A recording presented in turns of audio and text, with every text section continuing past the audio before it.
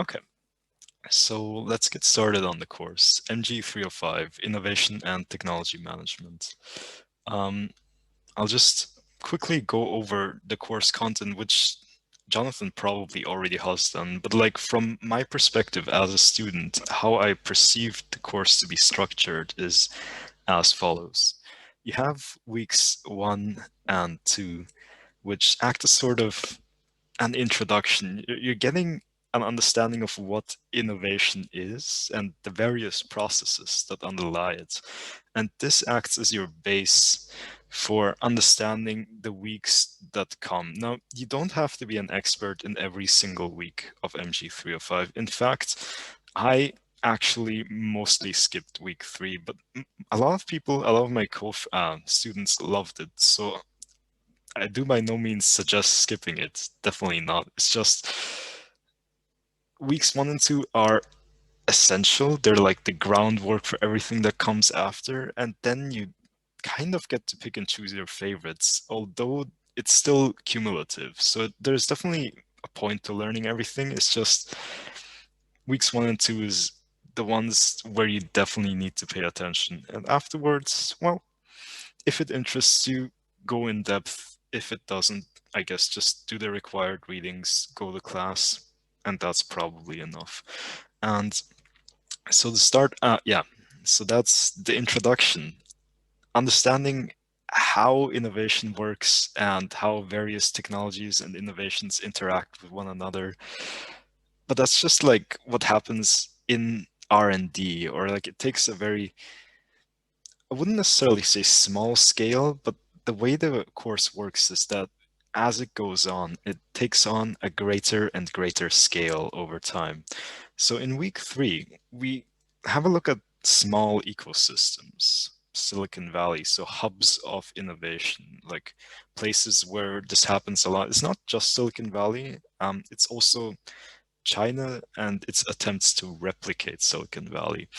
Admittedly, again, I skipped this week, so I will not be able to talk too much about it. Instead, what I think we might do in week 3 is we'll have a discussion on how to structure a paper, or I'll go into personal points of interest, which I'll get to in a second as well. Week 4, probably my favorite week, at least given how many readings I did in this week, management and strategy. So this takes a microeconomic view of innovation and looks at um, firm considerations and what managers within firms, seems intuitive from the title, should and shouldn't do in regards to various technologies. 5 and 6, on the other hand, go into finance and labor considerations. Still, it's kind of on the cross verge between the firm and like the greater societal environment in which the firm operates, because it asks about stuff like, should we educate our own workers, or should workers already come into the company educated with how to handle a new technology? And so it strikes a balancing act. There's also an excellent paper by Mazzucato in this week, which discusses the state as an entrepreneur.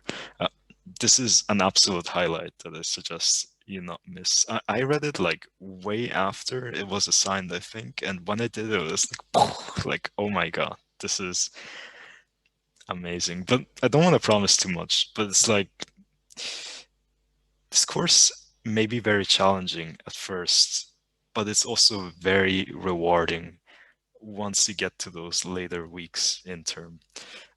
And then you take on an even more macroeconomic perspective in the weeks 8 and 9, so regulation and public policy.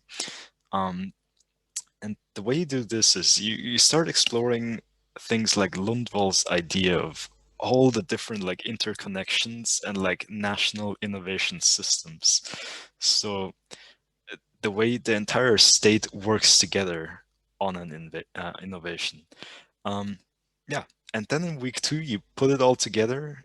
Jonathan asks how technology takes control. Admittedly, once again, before we get to this week, I'll also have to recover what we did then, because I was already like on vacation in that week as well, I believe.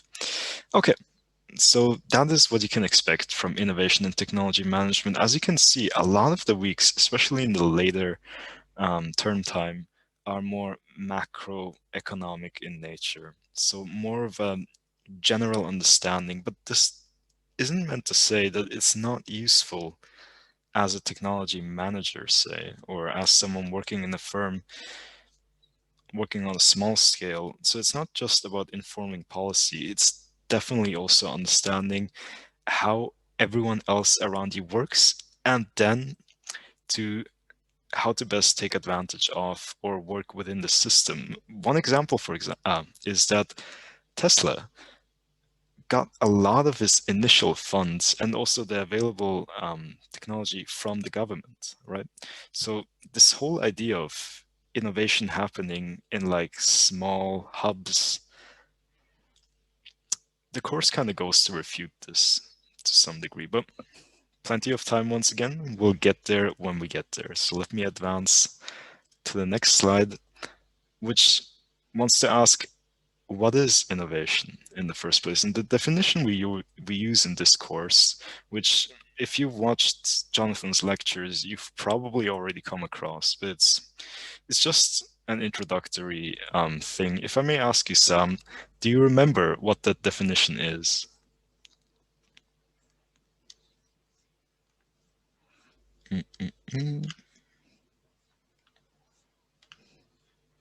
Okay. If you don't remember, that's cool. Innovation, as we take it in this course, largely means that you have an invention, but that is not necessarily innovation, right? You might invent a new product, electric cars, but innovation only occurs when this invention is disseminated into society. So people actually start using it, people start interacting with it. And it's not just the idea, it's not just the technology, but it's also the use of technology. And I guess that's where management comes into play, because if it's just the inventors, they may just keep it for themselves and fail to develop it into something that has long-reaching societal effects. Right. Categories of innovation. So this is, again, something that's covered in the basic lecture. The course takes on the view of 4 different types of innovation. This is always a bit finicky, right? Like some people think something is called one thing, other people think it's called another. Like I found other definitions online, and it's more to give you a framework on how to understand how these technologies work. So you've got the sustaining technology. This is like very baseline, like small scale change that just helps people who already have a market position to stay there. One example would be in the pharma industry, a new drug that does what the old drug does basically, but is a bit safer, doesn't have negative side effects or something. Like it's usually done by people who already have an established foothold in the market. And yeah, as the slide says, it's routine market change. It's stimulated by competition and or by regulation, right? Your patent might expire, so you bring a new product to the market that's a little bit better. Incremental innovation is very like small change, just patching out errors.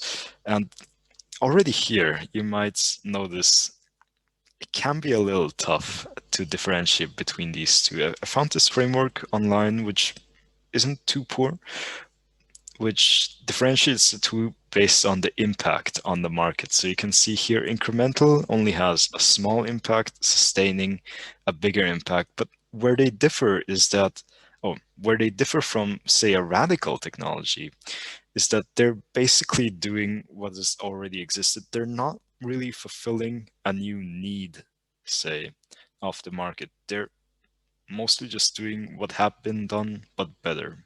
Better engines, better medicine, but not treating a new disease.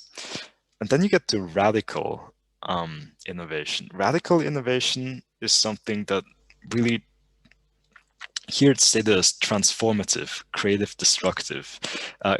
creative destruction is a Schumpeterian idea of a new technology destroying old competences, old ways of doing things. So by introducing this new technology, we are no longer operating on in a way that we were doing before. The iPhone in the smartphone industry is an interesting example. I'm not that big of an Apple head, so I don't actually remember what Apple was innovating on. I know how it can be an example for disruptive innovation, which we'll get to in a second. But in terms of this, I would assume it might have to do with like touchscreen functionality, which is something that then everyone started adopting. But I'd have to look at my notes to actually see which one it is. Right. But radical innovations are usually initiated by outsiders. They're something that takes advantage of new technology to modify how we the um, the status quo, the normal way of operating. And then there's disruptive innovation. And disruptive innovation is a buzzword in innovation and technology management in Silicon Valley, particularly. Like every single new startup is called disruptive. In this course, we take on a Christensen view of disruption, which is to say we have a very narrow definition of what it means. And if you have read the readings on Christensen, you will see like how meticulous he is, but there's a point to it. And the point is that without this meticulousness, if we just say, whatever is disruptive, then the advice that the theory gives us becomes useless. We'll go over disruptive innovation in a bit at the end of the lecture, but for now, just keep in mind that it's usually performed by people who are not yet in the market. So as it says, initiated in niche markets with lower specifications and prices, later to emerge as dominant by destroying incumbents. And the theory is arguably incomplete. Like there's still big arguments about, for example, whether or not Uber is disruptive or different new technology companies are in fact disruptive or not. And you always have to remember disruptive in relation to something else. So someone is being disrupted. This is still a bit fuzzy. We'll go over it properly in a bit. But before we get there, first let's answer the question of where does innovation come from? There's two different viewpoints on this. There's, on the one hand, the view that it's driven by societal demand. So people want a new innovation and they try to figure out a way using technology to get there. They want a solution to their problems, a satisfaction to their needs. And there's many different ways in which this can happen, but it's the people's demand that leads to an innovation. On the other hand, there's the idea that new technologies, right, just stray research into wherever, breakthrough technologies lead to innovation, and society takes a back step and just enjoys whatever R&D labs can come up with. One interesting example of this is, again, pharma, biotech, which is one of my two interests. I am, on the one hand, very interested in biotechnology. On the other hand, I am also founding a music-based social media startup. But what happens in pharma? Thanks. Thank you, Sam. So what happens in pharma, or what happened in the 70s, is that back then, innovations were largely technology driven. So they found like a new molecular compound in the lab, and through this, they developed a new cure, but they were just randomly like figuring out things, and it was very disorderly. Nowadays, drug discovery is more targeted. So there's a certain kind of disease and they want to solve it. So they look for ways in which to to solve it. So it's very sector dependent, but this is the overarching question, and you should perhaps ask yourself, like, given certain technologies or innovations that you are using, how did they come to pass? Was it people's demand that led to them existing, or was it a new kind of technology that enabled this innovation? This brings me to the first of the 4 readings I'll be discussing in this lecture or class. The first of which is Anderson and Tushman, 1990, Technological Discontinuities and Dominant Designs. Anderson and Tushman propose a cyclical model of technological development. So this goes a bit contrary to what a lot of modern economic theory suggests, which is that there is a static equilibrium in the market that is eventually reached. So what this means is there's supply, there's demand, as you learned in your basic econ class, somewhere to meet, and that's where production stays. But with technology frameworks, it becomes more dynamic. So there's like an equilibrium that moves around basically based on new technological introductions. We call these exogenous shocks, but it's basically just something new being introduced into the market, causing a lot of disruption and chaos, and then leading to a new equilibrium nesting itself somewhere. And one of these, right, so Anderson and Tushman suggests that this new equilibrium sorts itself after disorder is introduced, and also that technology can enhance or destroy competence. So, for example, cars made skills in horse breeding, which were at the time for transportation purposes really important, suddenly irrelevant. And in that way, this technology, modern cars, destroyed this competence. It can also be enhancing. If you're already good at, say, statistical analysis, and suddenly machine learning comes along and says, hey, if you're good at this, you can suddenly ask for a way higher salary at whatever technology firm, then this is an enhancing technology. So technologies are always enhancing or destructive in relation to an existing skill. And what's furthermore interesting is that competence destruction is initiated by outsiders. So a way to understand this is that if there is established firms in the market and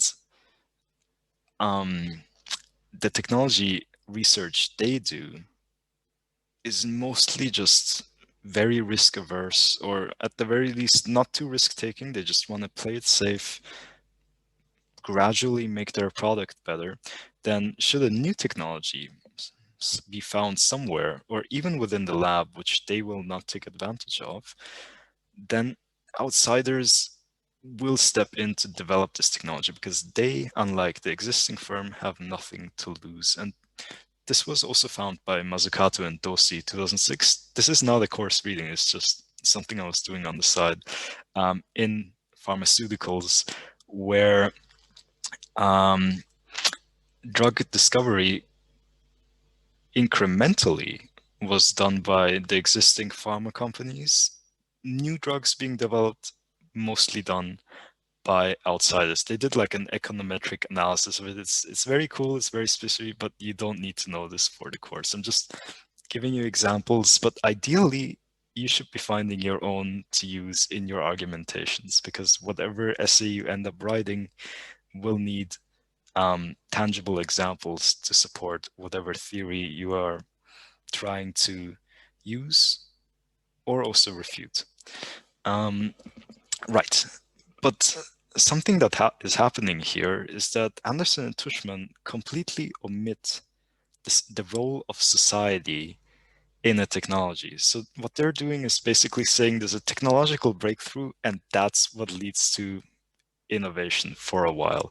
The model they're using can be seen here. So there's a technological discontinuity, which means that there's basically a breakthrough, which leads to an era of ferment. So there's a lot of new ideas coming up. For example, CRISPR-Cas9 gene editing breakthrough technology, like so many possibilities with it. So everyone has like a bunch of ideas, like what can we do with it? Should we be doing it? Like how do we implement this technology best? And yeah, this leads to a design competition until eventually, over time, a dominant design emerges. And by definition, there can only be one dominant design because it needs more than 50% of the market share at a time. There might be multiple or several, but usually once it's established, right? For example, soda cans, right? Once there is a dominant design of, and people have this fixed idea of this is how a soda can should be, then until there is like a breakthrough in manufacturing technology, there is, yeah, that's basically how they're gonna be produced and designed. Um, but but the soda can design might still be iterated on over time, and that's the era of incremental change.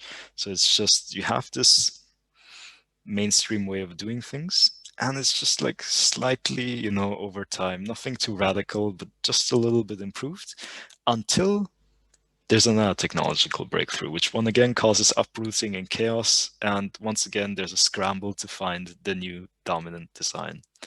And that's basically Anderson and Tushman's idea. In contrast to this, we have, oh, and please let me know if I'm going too fast or too slow. But in contrast to this, we have Utterback and Abernathy of 1975, who describe a dynamic model. Mhm. Awesome. Thank you very much. Who describe a dynamic model of process and product innovation, in which they acknowledge firm strategy is deeply affected by its environment. At the same time, the firm also has an effect on the environment. And so there's a gradual shift from product to process development. It may be easier to understand if I show you the graph here. This is the Utterback and Abernathy model of product and process innovation. So it's a lot to take in at first, but if we look at just the downward sloping graph, that's product innovation. And this starts out very high. So there's a lot of like changes in what the product should be or should not be at first. And this is stimulated by human needs. But then as like this ideal product, once again, I invoke the example of the soda can is found. Once people figure out this is how a soda can should be, I want like 250 milliliters of liquid, then it becomes more technology stimulated. So what can technology allow us to do? But for Utterback and Abernathy, the initial kickstart to a technology, or sorry, to an innovation is not founded on technology. It's founded on human needs. And so eventually, over time, this matures into a cost stimulated innovation, or rather a cost orientation of the firm. So firms initially focus on performance, then on differentiation, and finally, just on costs. And this happens when the market has been commodified, which means that it's like basically everyone's producing the same thing. Think of it as perfect competition in modern mainstream economics. Again, it's as before, this idea that initially there's a lot of chaos, but gradually this morphs into a system of order and people have figured out how to work with it. Unlike Anderson and Tushman, Utterback and Abernathy don't really revert back to the chaos, or they're not focusing on this so much. So according to them, once an equilibrium is found, it's a bit more static than in the other theory. Right. But what's important here is that it acknowledges society's role in innovation, and also that once we figured out what people want in a product, it becomes more of a question of how do we make this product rather than how do we make a different or better product? And because of that, in the later stages of the model, a lot of innovation is happening on the process side of things, right? Like machinery, how to produce this. And in my essay, I actually said that Utterbeck and Abernathy weren't being too accurate or too applicable for the theory. And now I'm coming back to them thinking maybe they actually had a point. So I'm not entirely sure. But what ended up happening was I wrote about gene sequencing, which had one of its biggest breakthroughs in the 70s with Sanger sequencing. And that was for a long time the dominant way of doing things. So we had this product figured out, which is how to sequence a whole genome, but the process was very, very poor. Like it was very labor intensive. You had to do a bunch of protocol, a bunch of filing. There was a lot that could go wrong with it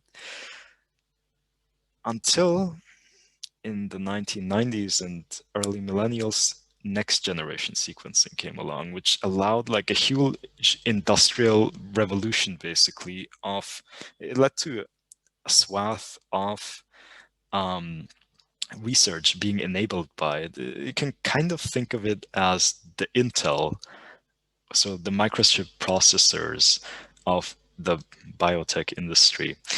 And finally, nowadays, a whole genome sequence has become very commodified, and it's just a question of how to get the prices down.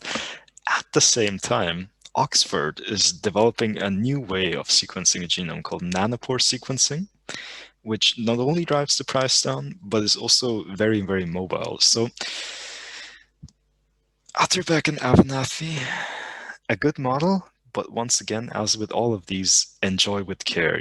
Think critically about whether or not the given model at hand is applicable, and if not, then explain why it is not applicable to what you're experiencing.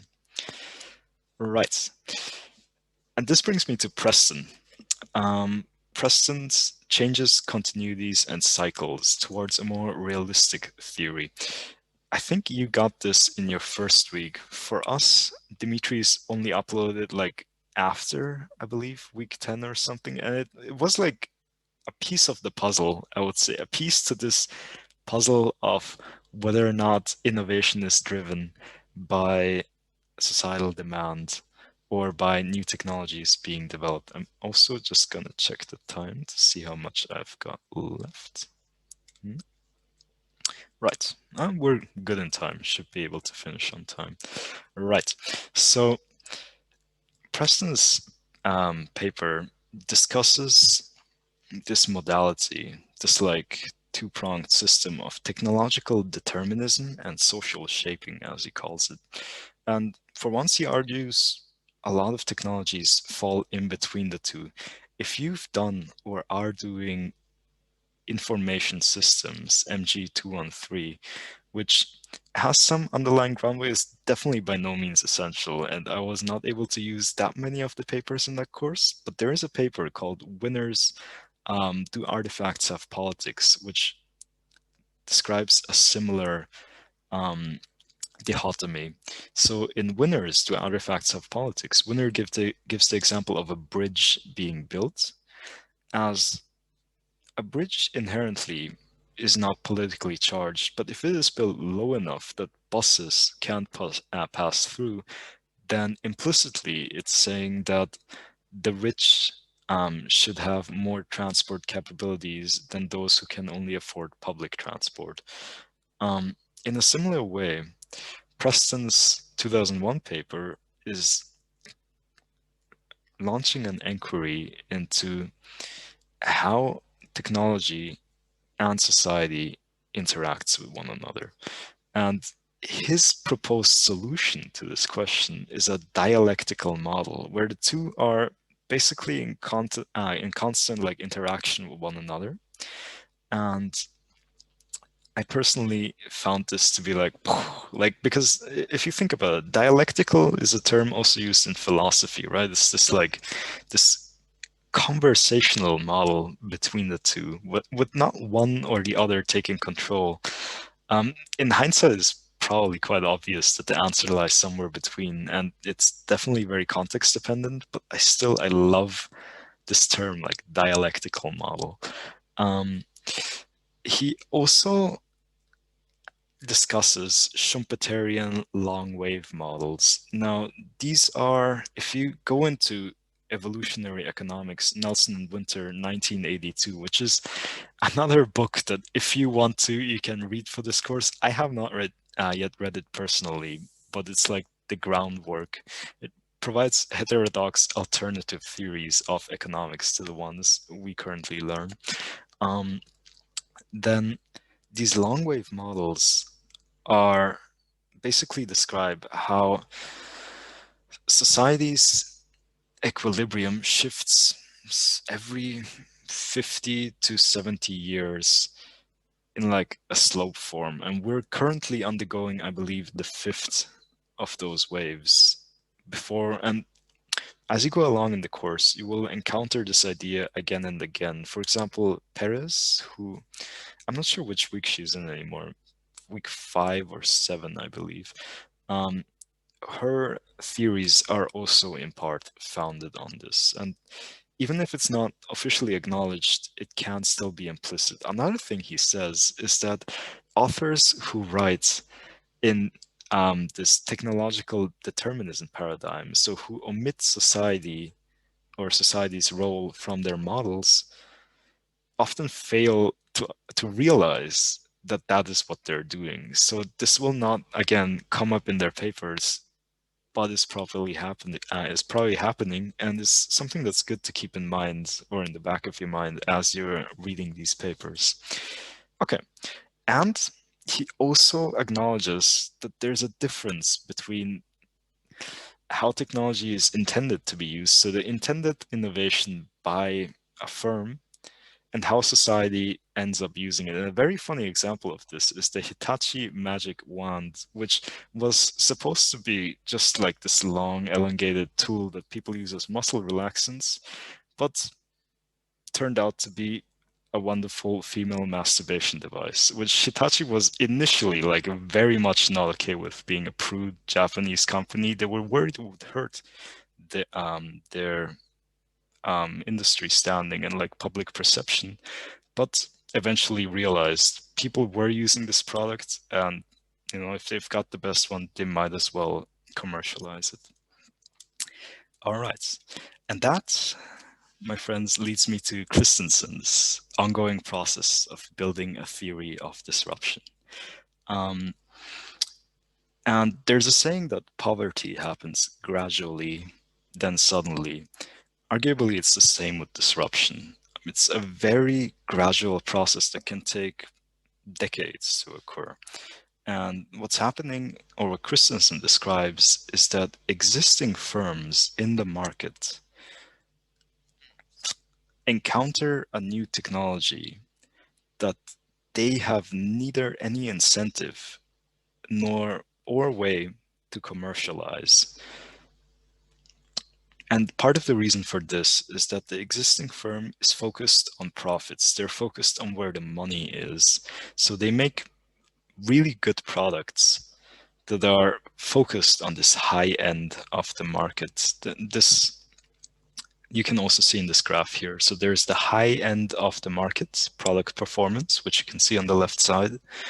And then there's the performance customers will pay for, which gradually increases, but not at the same rate that sustaining innovation or incremental innovation is improving the product of the incumbent. So the firm that is already established in the market. That's what incumbents are in this case. But by focusing on this high end of the market, incumbents are ignoring mainstream customers, right? People who don't want the most like teched out, like amazing system. They just want something that's good enough. And here's where disruption comes into play.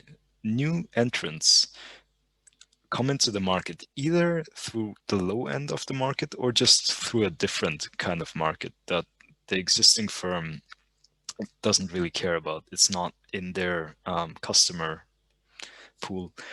And initially, this product doesn't deliver too much. It doesn't make many profits. It's not doing that great, but it's also benefiting from sustaining innovation until eventually, and this is something Jonathan raises as well in the lecture, I believe, people won't switch over to a worse product because it's cheaper. They want a certain standard of quality, at least mainstream customers do.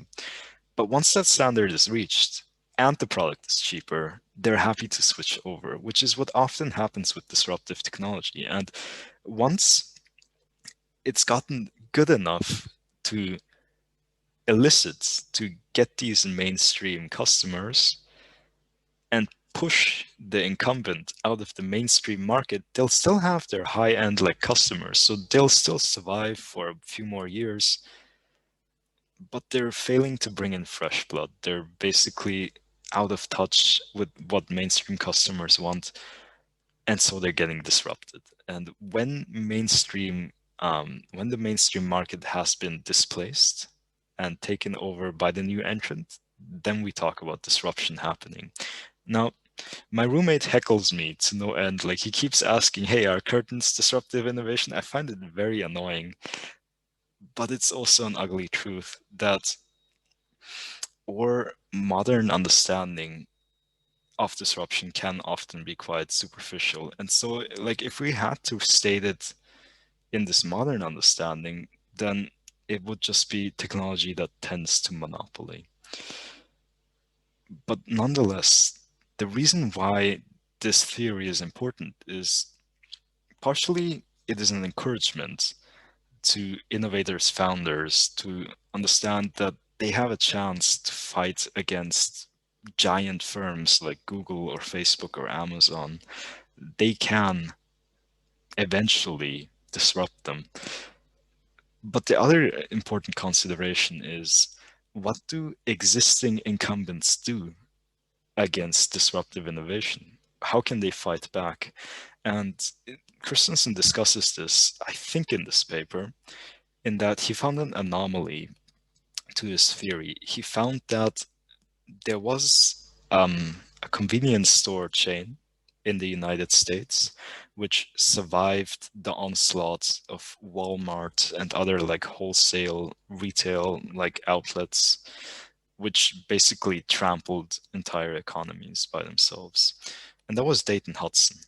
And what Dayton Hudson did is to establish a separate business venture outside of their existing managerial structure and give them free rein to commercialize the new technology. Well, it wasn't so much technology as a new business model in this case, and say, do whatever you want. You know, you succeed and fail on your own terms.